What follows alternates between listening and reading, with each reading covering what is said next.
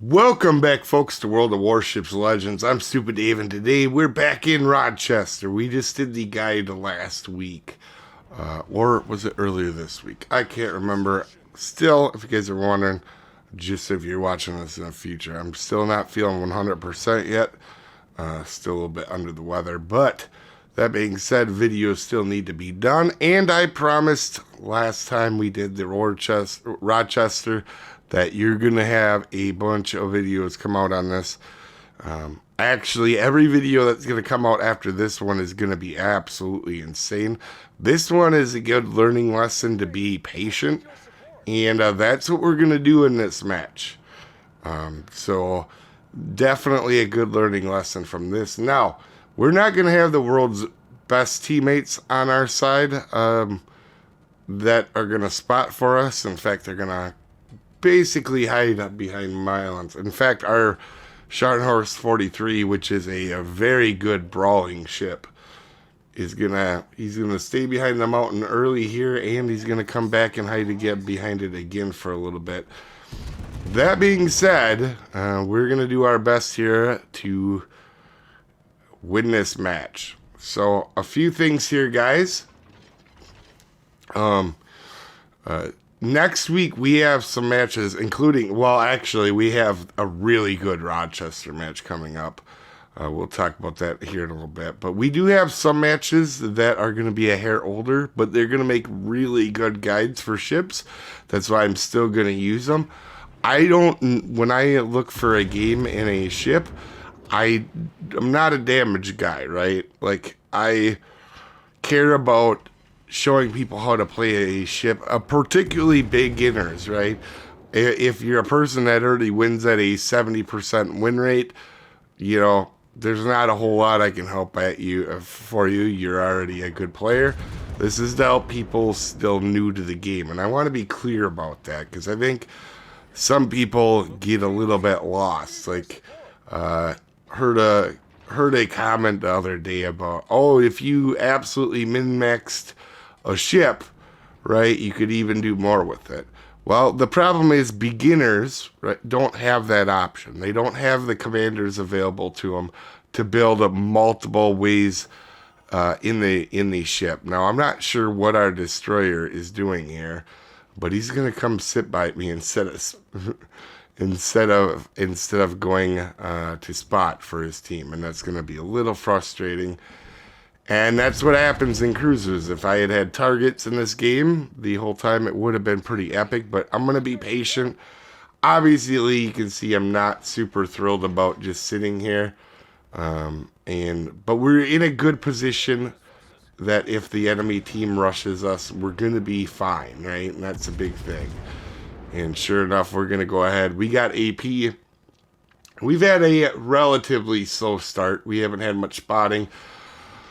And our battleship now decides to bail on the flank after hiding behind that mountain to our left twice. Now he's going to hide behind this mountain and then run straight out in front of people. It just happens. And the reason I bring that up is, you know, you're going to understand here, my team is not necessarily what I wanted it to be.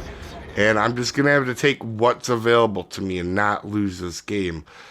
You know, because if I just go out, get mad, and go spot for myself in a Rochester, I can assure you it's not going to be ideal, right?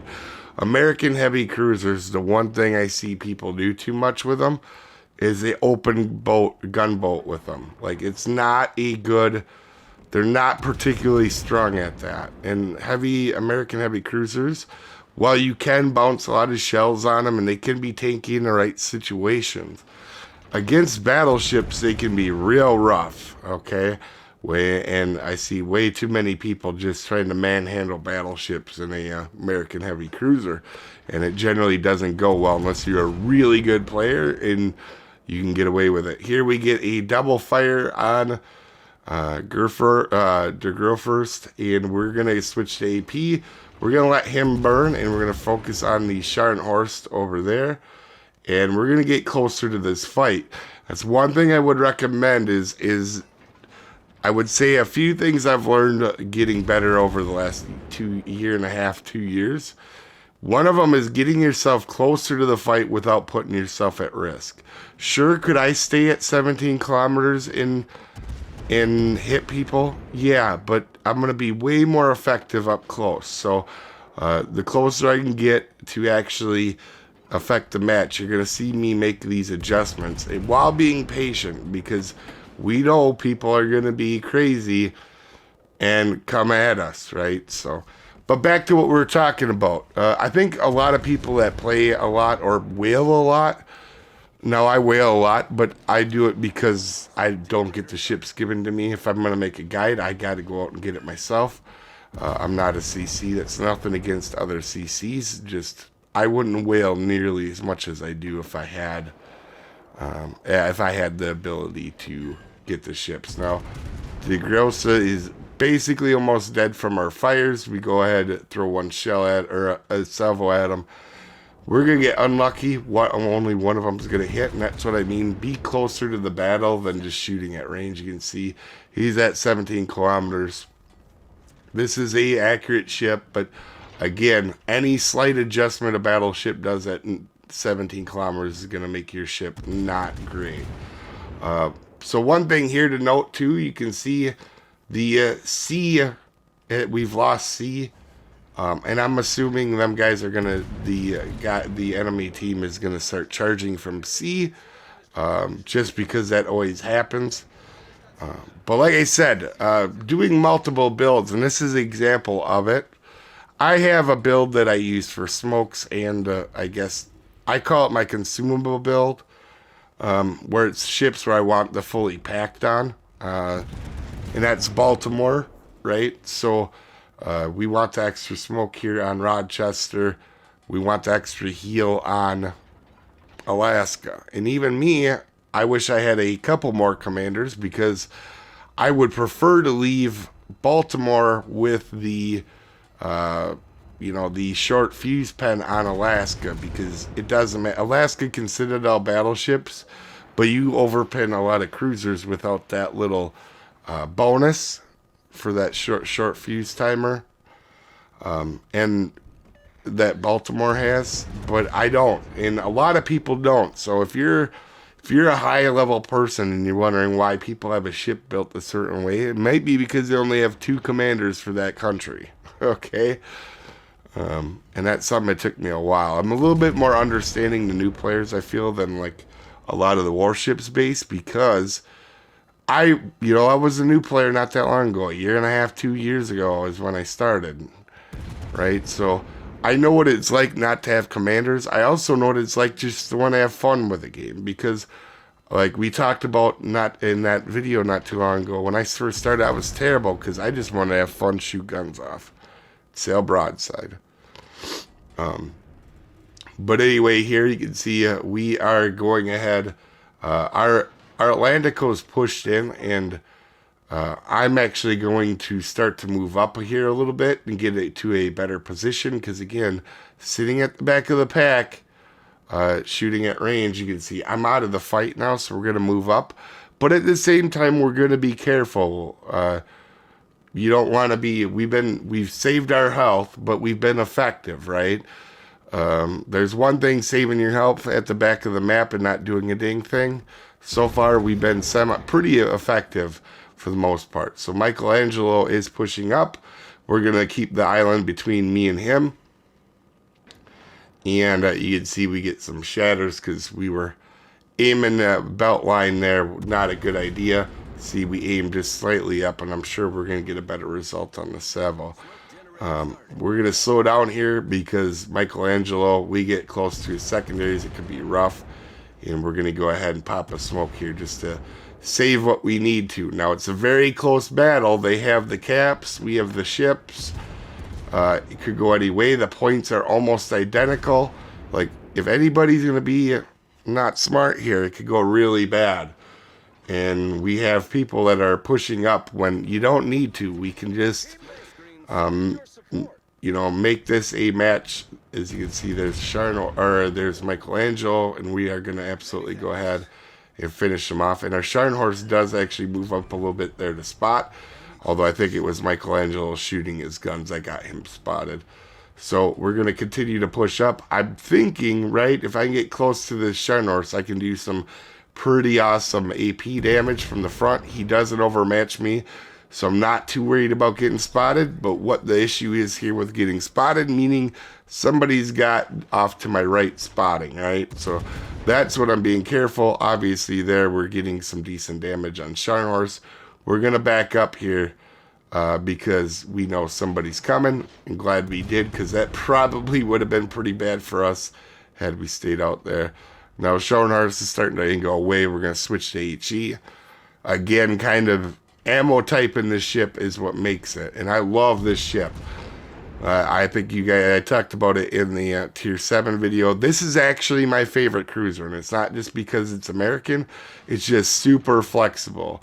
Also, I don't see this destroyer off to my right until I already had AP loaded. Otherwise, I would have 100% had HE loaded. But it's going to work out okay for us. And now as Zoom was pushing in, you can see this is a real close battle. Our smoke is coming to an end, and I want to go ahead and push up here. All them guys that rushed to the other side in the battleships now have died on our team. And we know we have to be the difference maker. Also, we have health. So there's going to be a time, I'm thinking, where we need to be the one spotting. Because now there's only one battleship on the board. And it doesn't overmatch me. So I'm not... now I can play tanky, right? And I've been patient this whole time. I've got health to spare. And now we're going to go ahead. Azuma is being spotted right now by teammates. So there's no reason to put myself at risk to Azuma, because Azuma is a very powerful ship. You guys seen last time. Also, you can see I popped my sonar expecting torps, and we do get them. So right here at the end, it's a very close match. And you can see we're going to push up. We're not scared of Azuma now. He's got low health.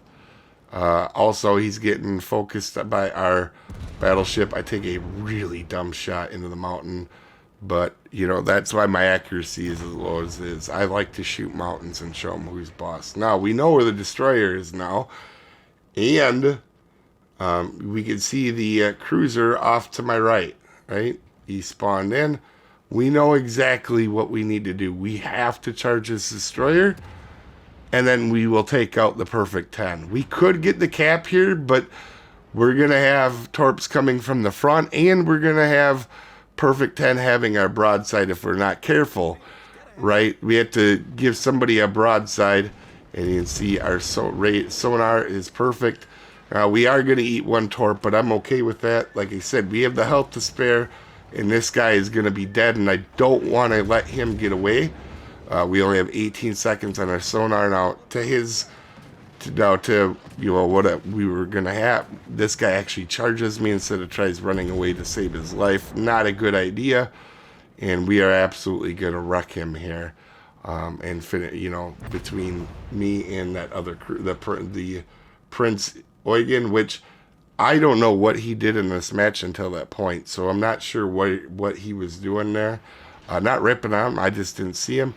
And now the perfect 10 has showed himself. I actually thought he was going to hide and I would have to come around for him. And now you're going to see we're going to go ahead and finish this guy off as well, because he's the last guy left. He's got no choice. He's got to try to get rid of me. And we do eat some shells, but we do get some citadels. This, by the way, Rochester might be the only ship I have a game of like 15 citadels. And also a Wither.